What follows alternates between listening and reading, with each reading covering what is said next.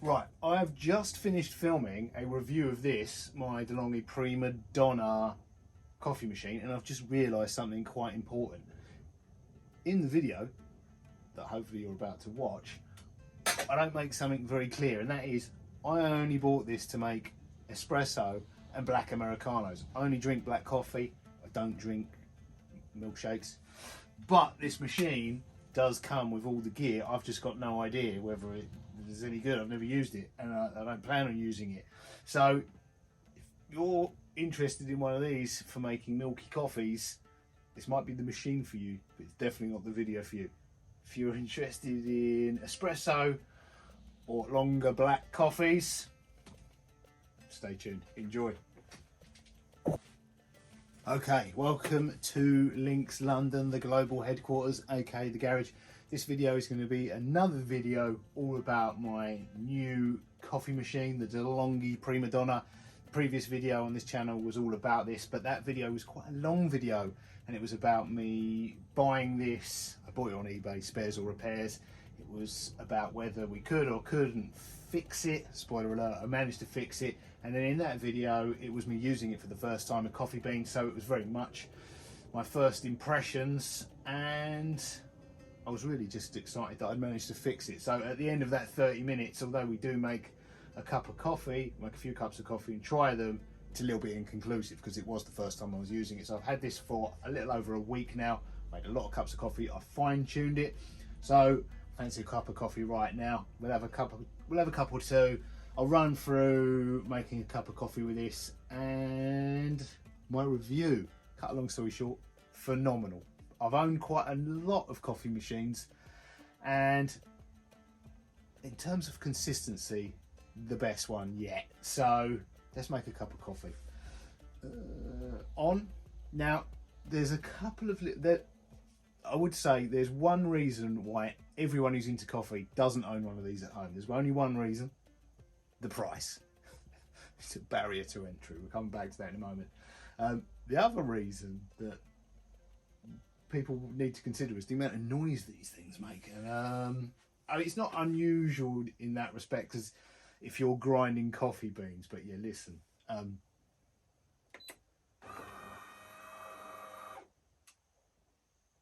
So what this does when you first turn it on, and if you leave it on, it won't do this cycle, but it heats up and it cleans itself. So it actually runs through a fair amount of water. I'd say a double espresso amount of water each time you turn it on.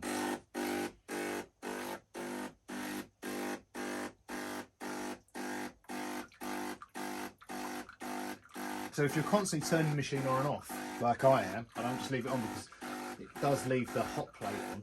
You could just leave it on all day if you're going to be drinking a lot of coffee, but I turn it off. But every time you turn it on, it does that cleaning cycle, so you end up with that water to dispose of. It also pre-warms the cup, which is one good thing. It also does it when you turn it off. So that noise, it might not seem like a lot in here, and it's not a lot. Like it's not an unbearable noise. But if you were sneaking around late at night and you didn't want to wake other people up in the house, certainly if you're in a flat early in the morning, you're going to wake people up with this. During the day, it wouldn't be a problem. So let's make a double espresso. This moves as well. It's the grinding that it's not just the grinding, the infusers then moving around inside. The pump, it makes more noise than my previous machine that was an espresso does. But it makes a better cup of coffee than my previous machine, than the espresso did.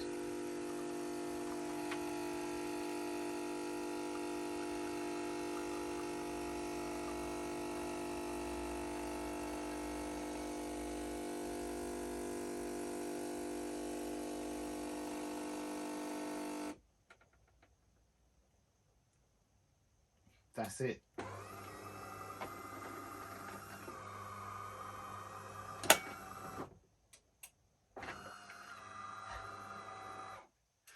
Yeah, it's a lot of noise. that is a good looking drink. And now I've got the grind size right.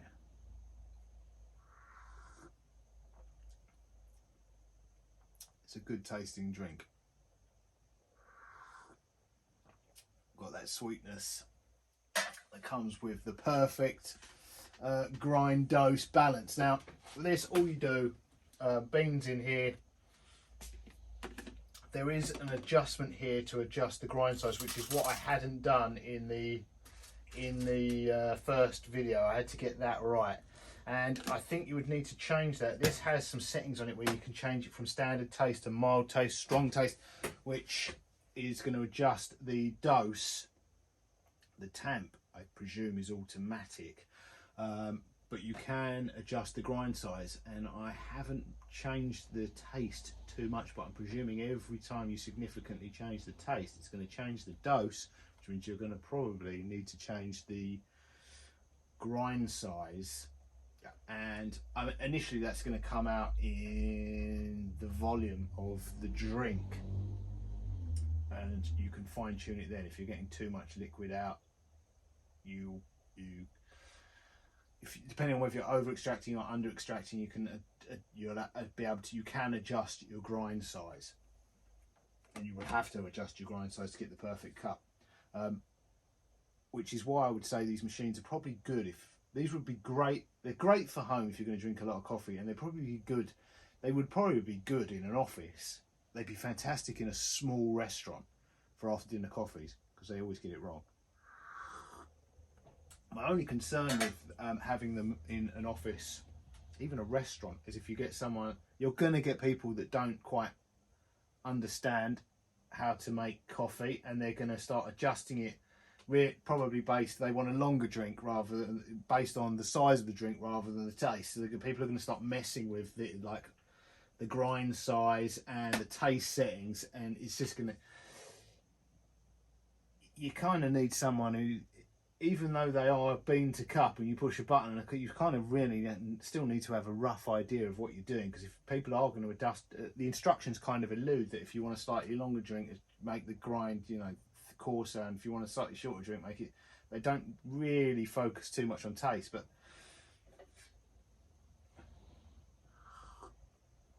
it does make a phenomenal tasting espresso. And you can also put pre-ground in there. There's a shovel and a hole to put straight into the infuser there to put pre-ground in, and that was the first drink I made, and actually the Lavazza pre-ground stuff came out really well.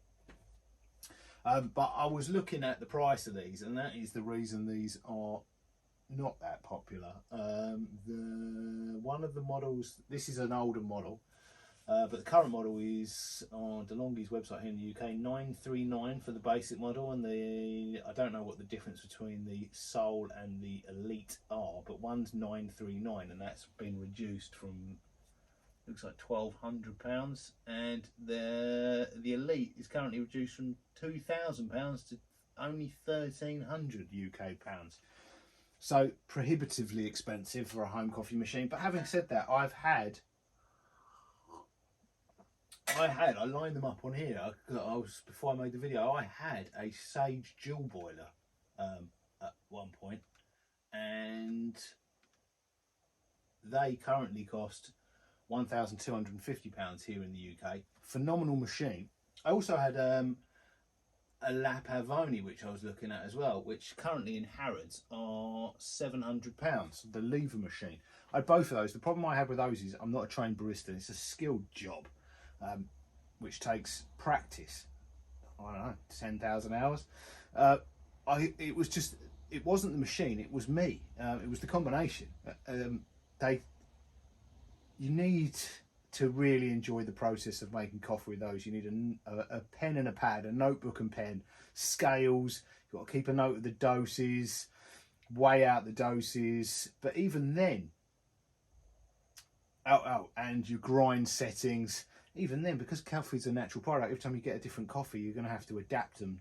And even you've got you're manually tamping. Well, I was manually tamping it, which again is another variable. Whereas in here, it takes the only variable you're doing in here is the taste settings, which is the dose, and the grind settings. There's a lot less variables you can play with in this, a lot more consistency, and that's reflected in the drink. So I'm not saying it's not possible to get a better drink from a Sage dual boiler or a La Pavoni lever machine. It's just it's just more challenging for the user.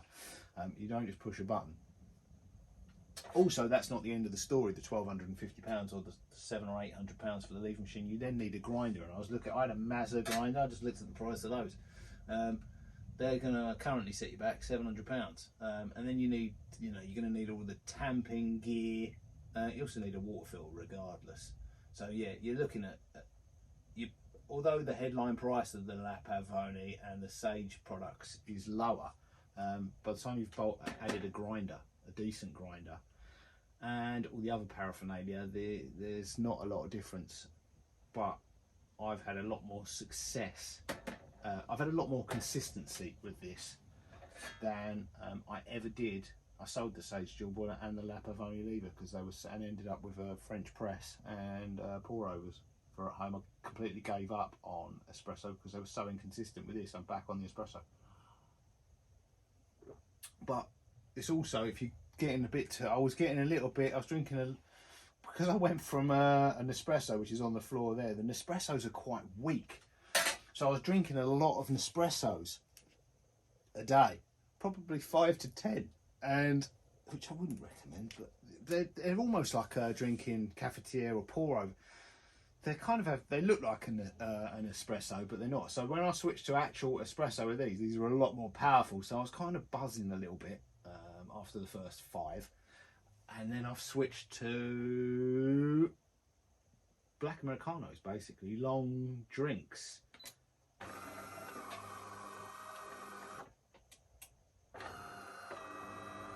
So this is a single espresso with water, which will just give you a slightly more diluted, get you slightly less buzzed.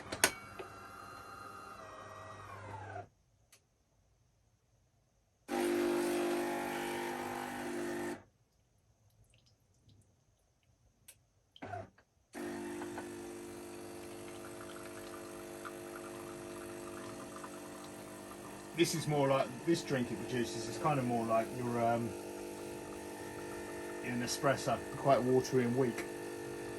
But having said that, even this this long drink is probably more powerful than anything I got out of an espresso.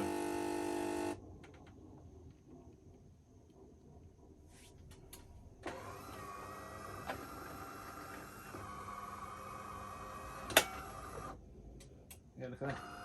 Good looking drink. That one was a bit hotter. Yeah, tastes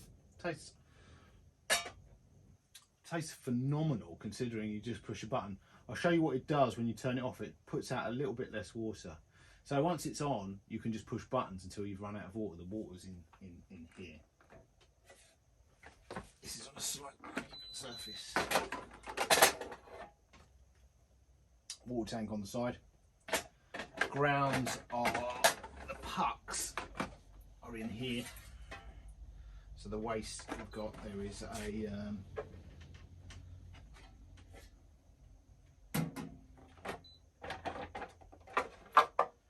container there. So that perfect little puck that is made. Once that's full up, it will tell you on the screen. Show me a few times.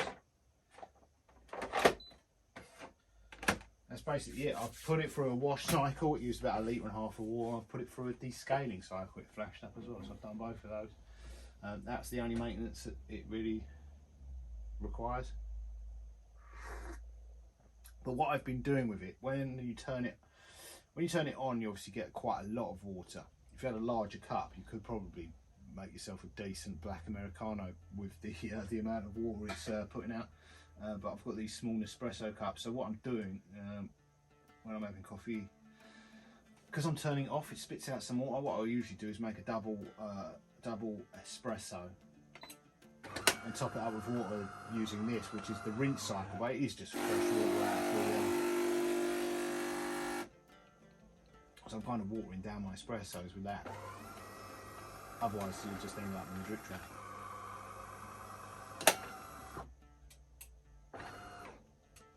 That's it, off.